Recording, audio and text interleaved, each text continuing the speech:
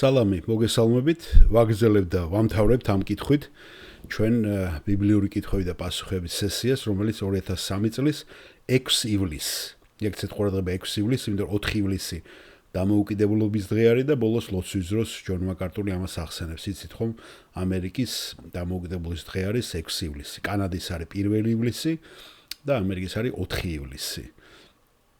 ასე რომ 52 ნაწილს ამ კითხვით დავამთავრებთ. კითხვა ეხება რა როლს თამაშობს და როგორ მუშაობს ჩვენი ნება და სურვილი სულის ხსნაში.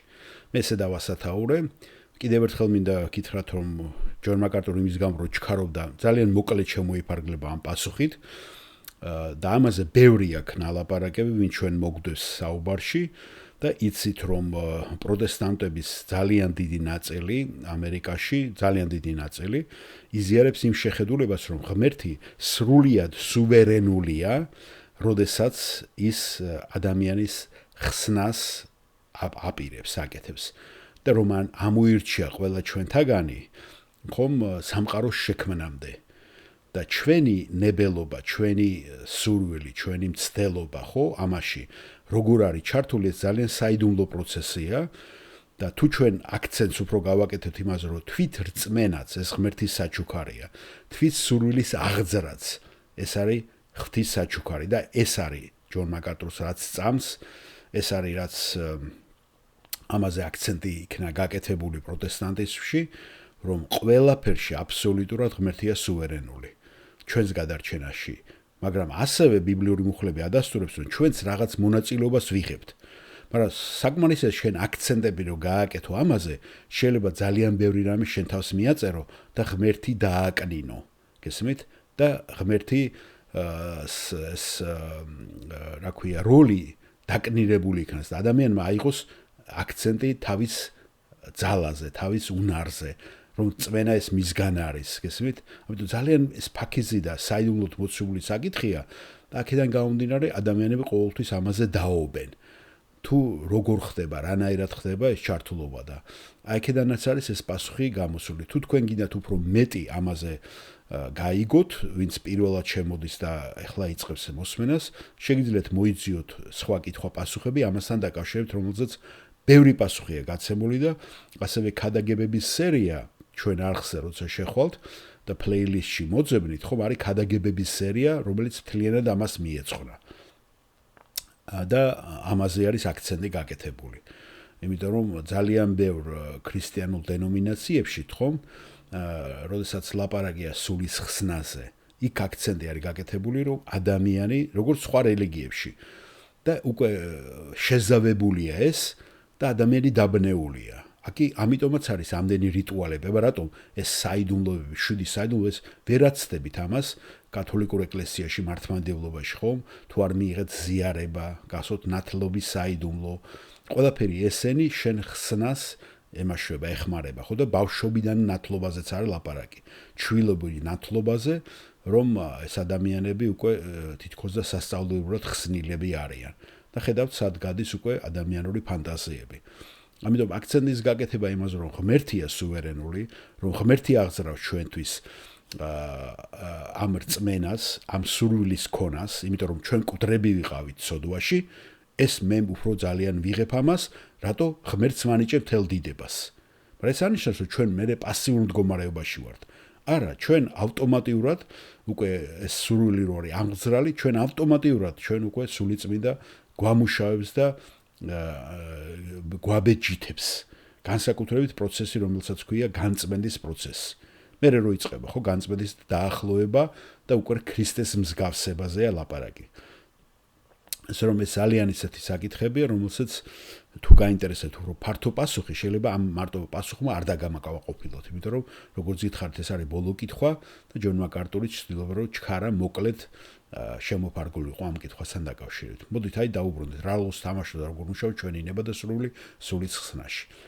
სალამი ჯონ, მე რაინ კვონი მქვია და მაქვს კითხვა ქრისტეს არამხოლოდ მხსნელად, არამედ ასევე უფლად აღიარების საკითხის შესახებ, რომელიც დღეს სადაოა ევანგელისტურ წრეებში. ახლა რაც შეეხება ამას, აი ესეც. მე ხლა სათაურში აღარ მოვაქციე, რომ დაბნეულობას არ ქონოდა ადგილი. ამას სპეციალურად ჯონ მაკარტურმა მთელი წიგნიც მიუძღვნა. სახარება ქრისტეს მიხედვით. გასვოთ ამაზე ჩვენ ვილაპარაკეთ, ჩვენ მოგგვდებს და რეგულარულად ისმენდა ჩვენ საუბრებს, რომ ძალიან ბევრი ადამიანი, ძალიან ბევრი ქრისტიანი, განსაკუთრებით ამერიკაში, ქრისტეს აღიარებენ როგორც ხსნელად. აი რომ ქრისტე მე მიხსნა, გესმის და ამიტომ მე უკვე ხსნილი ვარ და უკვე მისი უფლად მიღება აღარ არის საჭირო. გესმით? და ესე აგრძელებენ ცხოვრებას. ანუ ცოდვაში აგრძელებენ პრაქტიკულად ცხოვრებას.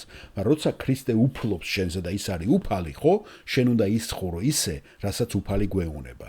გესმით? აი ეს არის ერთ-ერთი საკითხი და აქედან გამომდინარე სვავს მე რაიანიც კითხვას. კერძოდ ჩვენს უნარზე, რომ მივიღოთ გადაწყვეტილება ჩვენი სულიერი ხსნის შესახებ. მე დავესწარი თქვენს ბევრ წირვას, ბევრ ქადაგებას და რამდენჯერმე მომისმენია თქვენგან ნებელობის ხსენება და ასევე თქვენ სასწავლო ბიბლიაშიც ახსენებთ ამას თუ სურვილზე, როგორ არის ჩვენი სურვილი ჩართული ამ პროცესებში. ჩემი კითხვა მდგომარეობს, როგორ შეიძლება ნებელობა, ანუ სურვილი იყოს ხსნის განტოლების ნაწილი, თუ ღმერთი სრულიად სუვერენულია?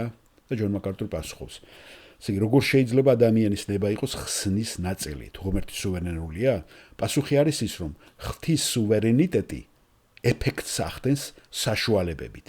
გასაგებია და ადამიანის ნების გააქტიურება არის ერთ-ერთი ესეთი საშუალება. ღმერთი ქადაგებს სოფლიოში ყველა ქმნილებასთან. ჩვენი მეშვეობით, ხო? ჩვენ გვზავნის და ეს არის საშუალებით. ჩვენ ხვდებით საშუალება, რომლითაც უფალი აღწევს რჩეულებს.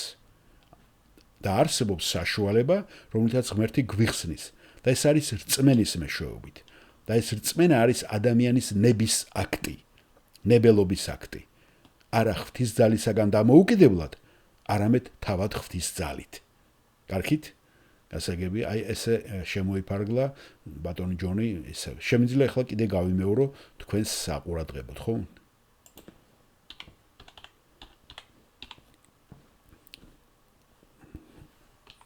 აგერ. პასუხი არის ის, ესე იგი, როგორ შეიძლება ადამიანის ნება იყოს ხსნის ნაწილი. ესე იგი, სულის ხსნის ნაწილი შეგვიძლია დავარქოთ ასე. თუ ღმერთი სუვერენულია. პასუხი არის ის, რომ ღვთის სუვერენიტეტი ეფექტს ახდენს საშუალებებით. და ადამიანის ნების გააქტიურება ეს არის საშუალება. ღმერთი ქადაგებს სოფლიოში ყველა ქმნილებასთან, ჩვენი გაგზავნის საშუალებით, ჩვენ ხვდებით საშუალება, რომლითაც უფალი აღწევს რჩეულებს. და არსებობს საშუალება, რომლითაც ღმერთი გვიხსნის, და ეს არის რწმენის მეშვეობით. და ეს რწმენა არის ადამიანის ნებელობითი აქტი. არა ღვთისაგან და ძალისაგან დამოუკიდებლად, არამედ ღვთის ძალით. ანუ კიდევ ვიმეორებ, ეს ესე იგი, როცა მკვდარია, სულიერად მკვდარი ადამიანი, მას არ აქვს უნარი, რომ გამოეხმაუროს ღმერთის მოწოდებას. ხსნის შესახებ. აი ამას ამბობს ჯონ მაკარტური, მეც სრულიად ვიზიარებ ამას, რომ თუ ღმერთი არ აღძრავს, არ აანთებს ამ სურვილს, ჩვენ არანაირად არ გვიქნებოდა ამის საშუალება და რწმენას არ გააცოცხლებს. გესმით? აი როგორ ხდება აქ უკვე ადამიანის დამოუკიდებელი ეს აზროვნება, ფიქრები, აქ მივდივარ ჩვენ იმასთან გოგიზგითხარით, რომ ბევრი ადამიანი გადარჩება, ბევრი ვერ გადარჩება. ესეც ღვთის საქმეა. მას უნდა რომ ყველა გადარჩეს, მაგრამ ფაქტია რომ ყველა ვერ გადარჩება. ასე რომ აი ეს საკითხები ყველაფერი ასეთ კითხვებს აღძრავს. ასე რომ ჯონ მაკარტურმა ესე დაამთავრა და ბოლოს ლოცვით მოგმართა ყველა ჩვენთაგანს. კეთილი და პატიოსანი ჩვენი დრო გავიდა და იმედი მაქვს რომ ყველასათვის ეს სასარგებლო და პროდუქტიული იყო და ძალიან სასიამოვნო. იმედია რომ თქვენ კარგ ხასიათზე დადექით როგორც მე. მოდით კიდევ ერთხელ მადლობა უთხრათ უფალს და მე მინდა გითხრათ რომ ქადაგებებზე აპლოდისმენტებსაც კი არ ვიღებ. მიხარია რომ დღეს საღამოს თქვენ მოგეწონათ ჩვენი ეს ბიბლიური კითხვა-პასუხები და ლოცვის დასკვნით უბრალოდ ჩვენ ღმერთს მიმართავთ. მამაო, გმადლობთ ამ შესანიშნავი დღისათვის, რომელიც ჩვენ ერთად გავატარეთ და როდესაც ვფიქრობთ 4 ივლისზე, ჩვენი ქვეყნის დამოუკიდებლობისა და თავისუფლების დღეზე, ვიცით რომ ეს ნამდვილად არის და ნამდვილად მადლიერები ვარ ჩვენ ამისათვის, მაგრამ მაინც ფერფრთალდება, ის ფერფრთალი ჩანს იმ თავისუფლებასთან, რომელიც ჩვენ გვაქვს ცოდვის, სიკვდილისა და ჯოჯოხეთისაგან თავისუფლებით იესო ქრისტეში. და თუ შენი ძე ჩვენ გაგვათავისუფლებს, ჩვენ ნამდვილად თავისუფლები ვიქნებით. ეს ბიბლიიდანაც ციტირება. ასე რომ გმადლობთ იესო ქრისტეში ჩვენი თავისუფლებისათვის, რომელიც ჩვენთვის უფრო მნიშვნელოვანია, ვიდრე ჩვენი ერის თავისუფლება. იმისათვის რომ დაგემორჩილოთ ამ თავისუფლებისათვის, რათა გიყვარდეთ, პატივი გცეთ ამ თავისუფლებისათვის და ჩვენი სიცოცხლეც შენთვის გავიღოთ თავგანწირვით. თავგანწირვით სამსახურში ამ თავისუფლებისათვის, რათა ვისიამოვნოთ ყველა იმ კურთხევითა და იმ მადლით, რაც შენ მოამზადე ჩვენთვის, რომლებიც შენ გიყვარს. როგორც ამ დროში, ასევე მარადისობაში. უფალო გმადლობთ, რომ შენი სიტყვა შეიცავს პასუხებს ჩვენი გონებისა და გულის კითხვებზე და გთხოვთ, რომ გვაქციოთ შენი სიტყვის ერთგული კვლევარები, რომლებიც თავად დავტკბებით უკვე ამ პასუხების აღმოჩენის პროცესში, როდესაც წმინდა წერილებს მოვიძიებთ, რათა დავინახოთ ის, თუ რა არის სინამდვილეში ეს. გთხოვ, რომ დალოცო ეს ძვირფასი ადამიანები და მოგვეცი ყველა შეშანიშნავი კვირა, სანამ კიდევ შეხვდებოდეთ უფლის დღეს. შენი ძის სახელით, ამინ.